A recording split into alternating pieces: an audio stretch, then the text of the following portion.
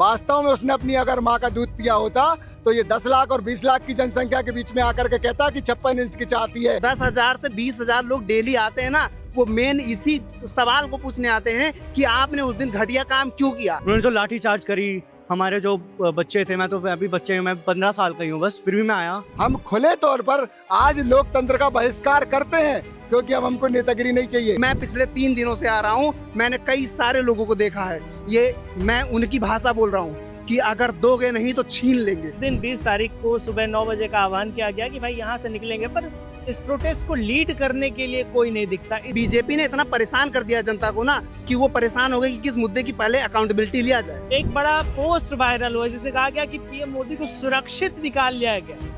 क्या ये बच्चे आतंकवादी थे कि आतंकवादियों से डर कर सुरक्षित निकाला गया? जिस तरह चाहो बजाओ इस सभा में, हम नहीं हैं आदमी, हम झुनझुने हैं।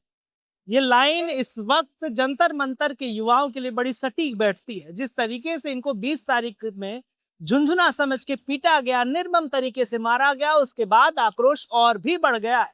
मैं जंतर मंतर पर आया हूँ, तमाम देख लीजिए, युवा, बच्चे, बूढ़े, हर तरीके के लोग आए और हाथों में इस तरीके के आपको पोस्टर दिख जाएंगे। और पोस्टर भी इतने यूनिक, इतने क्रिएटिव तरीके से बनाया गया कि आपको मालूम पड़ेगा जो मीम्स बनते थे कि युवा 2 GB का नेट खत्म करके फिर सो जाता है, उनको आज यहाँ पर आकर देखना चाहिए कि किस तरीके से युवा अपने हक की बात कर रहा है। तमाम युवा इनसे बातचीत करते हैं। ये जो अभी सोनम वांगचुक जी का बयान है, उन्होंने कहा कि अगर सरकार कठोर तरीके से, प्रॉपर तरीके से हमें आश्वासन देती है तो हम इस अनशन को खत्म कर देंगे। पर यहाँ पर जिस तरीके से दीपकी की बयानबाजी आती है, उनके जो भी स्पीकर हैं वो कहते हैं कि भाई अभी तो ये ट्रेलर था, पिक्चर भी बाकी है, तो क्या आश्वासन से ही ये रुक जाएगा या आप लोग उनके कहने न कहने के बाद भी यहाँ पर? सरकार इतने घटियापंथी काम कर रही है, उसको आश्वासन, कम से कम जो इंसान 22 दिनों से भूखा है, आश्वासन बड़ी बात हो जाएगी सर। एक अनशन, ये जो भीड़ आप देख रहे हैं ना, ये 20 तारीख के बाद कहीं दिखाई नहीं देती। अगर सरकार का कोई एक मंत्री या कोई एक विधायक या कोई सांसद ही, कोई भी एक सदस्य अगर उनसे मिल लेता तो यहाँ पर उसके स्पोक पर्सन को बुलाया जाता है, उसको डिटेन किया जाता है और उसके बाद में जब खत्म होती है तो एक कहते हैं मुद्दा ये बनाया जाता है कि जो मेन है वो भागे रहते हैं, जबकि वहाँ जेपी नड्डा जी उसको डिटेन करके रखते हैं।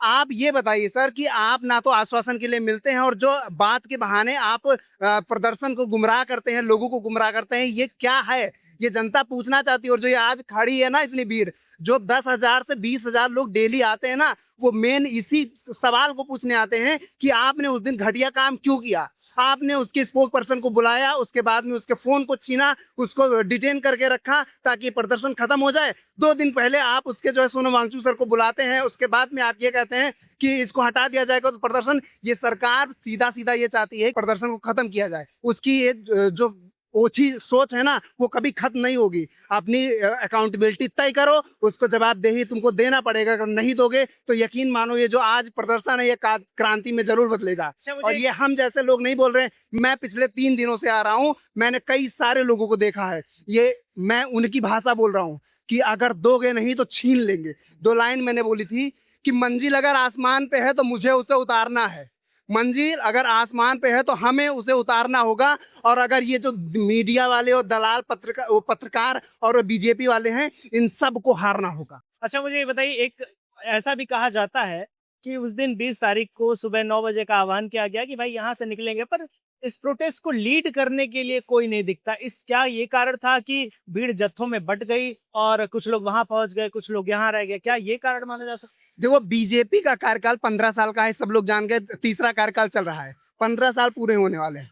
इन्होंने इतने सारे कुकर्म कर दिए हैं कि लोगों को मुद्दा बता रहे हो, मुद्दे की भरमार अगर किताब लिखा जाए ना तो किताब भर जाए। मैं पिछले, ये मेरे हाथ में कैमरा है, मैं खुद एक न्यूज मीडिया वाला हूँ, मैं आज तकरीबन 50 लोगों से ज्यादा इंटरव्यू मैंने करा है और सब लोग 50 मुद्दे दे रहे हैं। क्योंकि बीजेपी ने इतना परेशान कर दिया जनता को ना कि वो परेशान हो गए कि किस मुद्दे की पहले अकाउंटेबिलिटी लिया जाए। नीट एक मात्र ऐसा नहीं है कि नीट का ही जवाब दिया जाए, अगर करने पे आया जाए। अब मोदी इससे डरती है कि अगर आज मैंने धर्मेंद्र प्रधान को उतार दिया तो ये पेट्रोल मंत्री हुए, ये रक्षा मंत्री हुए, जितने भी मंत्री हैं बीजेपी के, सबको सब उतरना पड़ेगा। और शायद इसी डर की वजह से ये उतरना नहीं चाहते हैं और इसी वजह से मोदी आता है और उसके बाद में पीछे के दरवाजे से भाग जाता है। सेम आनी हो तुमने जो घटिया हरकत की है ना उस दिन, ये सबसे बड़ी हरकत की है तुमने। आप बताइए, क्या आपको लग रहा है कि इसके बाद अगर मान लीजिए सोनम जी मान जाते हैं, सरकार आश्वासन दे देती है, तो क्या प्रोटेस्ट खत्म हो जाएगा या कुछ ऐसे लोग हैं जो बिना इस्तीफा लिए नहीं जाने वाले? मेरे को नहीं लगता ऐसा कुछ होगा। एक तो सब ठीक था, हमारा प्रोटेस्ट तो बहुत पीसफुल है, इतना हम करते भी नहीं है। उन्होंने जो लाठी चार्ज करी, हमारे जो बच्चे थे, मैं तो अभी बच्चे मैं 15 साल का ही हूँ बस, फिर भी मैं आया। हाँ भाई साहब, बताइए क्या बता रहे थे आप ऑफ कैमरा? क्या किससे बात हो गई? पूरा डिटेल। 1 अरब 40 करोड़ की जो जनसंख्या है, नाबालिग को छोड़कर, जो बच्चों को छोड़ करके, वो आज सदस्य है कि नहीं वहां की? बताइए, आप ही बताइए। इसलिए हम खुले तौर पर आज लोकतंत्र का बहिष्कार करते हैं, क्योंकि अब हमको नेतागिरी नहीं चाहिए। वो जो राज्यसभा में और लोकसभा में बैठते हैं और जो नेता यहाँ बैठ करके देश को खा रहे हैं, वो हमें नहीं चाहिए, क्योंकि उन्होंने नोटबंदी के नाम पर 10 टन सोने की ऐसी तैसी की और उसमें भी नोटबंदी किया। ठीक है ना? कितना कितना इस देश को नुकसान पहुंचाया आपने। यहाँ पर प्रोटेस्ट हुआ, मारपीट हुई, उसके बाद एक बड़ा पोस्ट वायरल हुआ जिसमें कहा गया कि पीएम मोदी को सुरक्षित निकाल लिया गया। क्या ये बच्चे आतंकवादी थे कि आतंकवादियों से डर कर सुरक्षित निकाला गया? पहले आप ये बताइए, पीएम मोदी यहाँ था ही कब? कहाँ था, ये बताओ ना आप। किसी भी जगह अगर कोई भी मीडिया वाला ये बता दे कि मोदी प्रेजेंट कंडीशन में था, वास्तव में उसने अपनी अगर माँ का दूध पिया होता, तो ये 10 लाख और 20 लाख की जनसंख्या के बीच में आकर के कहता कि 56 इंच की चाहती है। ऐसे पाकिस्तान को एक राफेल से डराने वाले को तो हम भी सपोर्ट करेंगे, क्योंकि बात है देश की है। देश की वजह से हम आर्मी को और पुलिस को बर्दाश्त कर रहे हैं, एडमिनिस्ट्रेशन को बर्दाश्त कर रहे हैं, नेता को बर्दाश्त कर रहे हैं। इसका मतलब ये थोड़ी ना है वो सब हमारी सुरक्षा के लिए है, मगर इस नेता ने सबको बर्बाद करके रखा है। तुमने बजट में इनको तक नहीं छोड़ा। जो अभी धारा लगा रहा है ना, जो हाई कोर्ट का जज कह रहा है कि धारा लगी हुई है, आप कृपया करके ये ना करें वो ना करें, तो हम उस जज से ये पूछना चाहते हैं कि तुम्हारी 20% मरी है, तो इस बजट में किसने मारी है? पुलिस वालों की मरी है 20% से, तो किसने मारी है?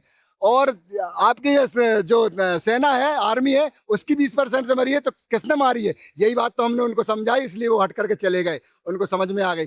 आज हर 8 पॉपुलेशन के बीच में, 8 लोगों के बीच में एक पुलिस वाला है।